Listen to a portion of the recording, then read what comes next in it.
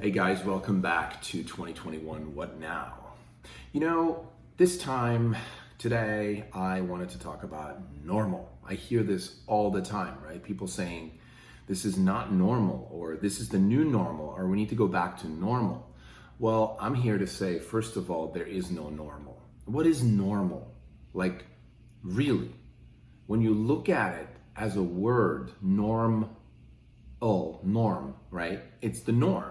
And what's the norm? Well, the norm is a sort of statistical, if you will, scientific average, right? If you take 10 people and you ask them, what do you eat for breakfast? And if 8 people say cereal and one says a piece of meat and the other one says, I don't eat, then the 8 people cereal eating breakfast habit becomes the norm, right? It's normal.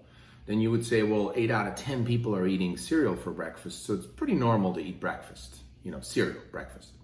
So, in essence, what we're saying, it's an average, right? And if you ask somebody like, do you want to be normal? Do you want to be average? I haven't yet met a person who truthfully, from the bottom of their soul, will say, yes, I want to be average, normal. I've met some people, however, that did say, I want the least amount of responsibility. I just want to be fading into the background. I just want to live a normal, average life. Now, usually those are people who have some form of issue with not being in the spotlight, not having too much money, responsibility, and so forth. I get it. There's nothing wrong with it. But I never feel like they're 100% truthful from the bottom of their soul when they say, yeah, I just want to live a normal life. I think it's a sort of not an excuse, but it's kind of a cop-out, if you will. It's like, yeah, I don't want to deal with all that stuff because I've seen from my experience in the past and in the media, I don't want to be in the spotlight. I don't want to have too much money. I don't want to have too much responsibility and so forth, right? We all know those people. Look, again, this isn't a show or these aren't videos about telling you who to be or what's right or what's wrong. You choose for yourself. I'm just engaging us, you, the viewer, in a conversation around words or perhaps terms or rules or things that we take for granted, such as normal. So let's go back to that, right? So nobody wants to be an average, normal person, really, truthfully. When you go to the fabric of their soul, we all want to be uniquely, expressed as who we are, like our full potential. And I don't mean full potential as in like you must become the next Richard Branson or Lionel Messi, the soccer player, right? It's up to you. But I think for us, it's sobering to really ask, like, am I okay being normal? Like the norm, the 8 out of 10 cereal eating, cereal breakfast eating, or, I'm the one that I'm not hungry in the mornings. I eat at noon. I do intermittent fasting, right? So the point of this video is really to say there is no normal. There's only an average. There's a scientific norm that we then call normal. That's where it comes from. In Australia, for example, they have a saying that, excuse me one second. Oh yeah, good sneezes, definitely. Awesome. So in Australia, there's a saying, there's the tall poppy syndrome. If you haven't heard it, look it up. But it's basically saying that, there's a series of poppies and then one sticks out and then continues and then one sticks out. So you would cut the tall ones down to match the height of the average or normal poppy. And I've been told several times from Australian friends that the mentality, the society in Australia is a bit like that, where if you go too far up, too high, if you speak out too loud, or you're too eccentric, or too far away from the norm, that people try to cut you down. You should be like all of us down here. And I'm originally from Switzerland. It's a very similar thing in Switzerland, where if you sort of rise up and you want to become this actor or this big activist or the CEO or whatever is sort of, away or upward from the norm, people start questioning you, cutting you down, and And for example, in Switzerland, what I hear a lot is like, well, who do you think you are, to go that high when all of us are down here sort of playing nice with the norm, right? So this video really is to invite all of us, including myself, you, anyone out there listening, interested, to go beyond the norm, to say, what is normal? And how come we celebrate it in society? It's okay to be like pulled into this pool of normal people, and you should just behave like all of us, and you shouldn't think for yourself, and you shouldn't have bigger dreams, and you shouldn't go beyond those 5 failures. You should just give up and just, or give in and settle for a life that's, paycheck to paycheck, or that's, climbing the ladder. You shouldn't own your own business, or you shouldn't try to, go against this establishment or that rule, all that stuff, right? This is to say, fuck it. There's no normal. That is a scientific term that is taken an average, and it's not a real thing. It's simply, if you look at it mathematically or scientifically, it's just a term of relationship, like a taller poppy in relationship to a lower poppy, right? There's a discrepancy, and then that mathematically gets calculated so that eventually when you say 8 out of 10, right? We say, well, it's 80%, but it's really not 80%. Yes, it is, but it's 8 people from 10 people.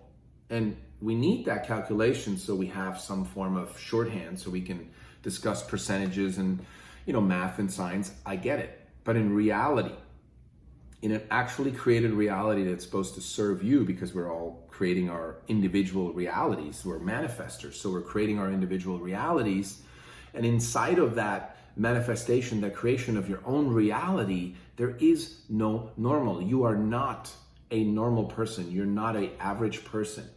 And so unless, of course, we say, all right, fine, I'm one of those 8 out of 10, so I guess I'm normal. And that's available. That option for us to say, I am normal, I am average, and I'm okay with it is available.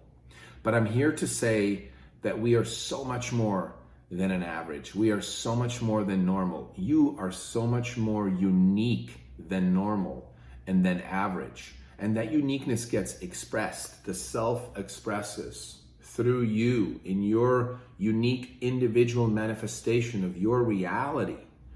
That you doesn't exist anywhere else. And that you certainly doesn't exist inside of the 8 out of 10 people eating cereal for breakfast, right? This average, the unique you that you are does not exist inside of that made up term called normal. So there is no normal. There's no going back to normal. There never was a normal. If anything, why go back to normal when the normal that we were in before this situation we're in this world right now with COVID and elections and wars and all that stuff, why go back to something we all agreed does not work for us? Nobody said a year ago that life is perfect and we can just end it here and it's paradise and there's no poverty and politicians are honest and there's nothing threatening humanity and there's no war and wow, this is beautiful, let's just stop here. We love this normal. Nobody said that ever. So why go back to something that A, doesn't exist, B, we didn't like before, we didn't feel fulfilled with? So what's left to do is question the norm. Question why certain things are called normal. Ask yourselves, why am I doing certain things? Am I behaving in a certain way because that way I look normal to other people and they'll like me, they'll accept me, or I won't stick out, I won't have to deal with any friction? Friction's healthy. Because friction tells you there's something new that's about to get molded or created or manifested. And there's just some friction between you and that new reality, right? I always, of course, innately fight friction, but once I'm through it and once I've created on the other side of that friction, what I'm truly committed to creating, life is amazing, right? And it's like the ring of fire we often avoid. People are sort of told, just stay in line, just don't act out, don't cause any trouble or friction, right? And you'll be fine. Well, fine meaning you're comfortable, you're suppressed and sedated eventually away from the uniqueness that you are, that you're trying to express and manifest in this world. So I'm here to say, let that go. Fuck that. Speak up. Speak your truth, create and go out there and manifest your big dreams, your desires, the things that you want to accomplish in this lifetime. Because whether you believe that this is it or not, if this was the one life that you believe we live, and then that's it, if that's where you stand, well, then wouldn't you go for it, right? And if you believe that there is more to life after that, like there's an afterlife or another life or reincarnation, then wouldn't it make sense to even go for it more, because you can't fail, because you're going to just continue living and you're going to have another chance or another life. So either way, why are we so fucking afraid of living life powerfully as manifestors? Why do we go to fear of death before we go to love of life? I don't get it. Well, I get it.